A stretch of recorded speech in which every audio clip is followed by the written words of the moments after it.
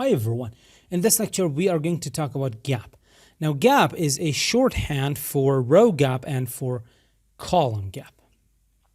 Now we have the same styling from our previous lecture. If you have two values within gap, one of them will be set to columns and the other one will be set to rows. Like this. Let's save that and let's come in here and let's take a look at that.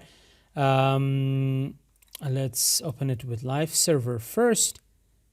There we go. The first value will be dedicated for row gap and the second value will be dedicated for column gap.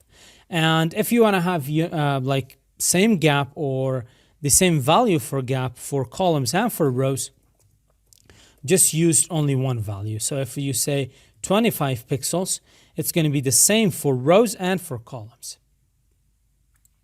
And in case you're wondering, this is how gap actually looks like on our container.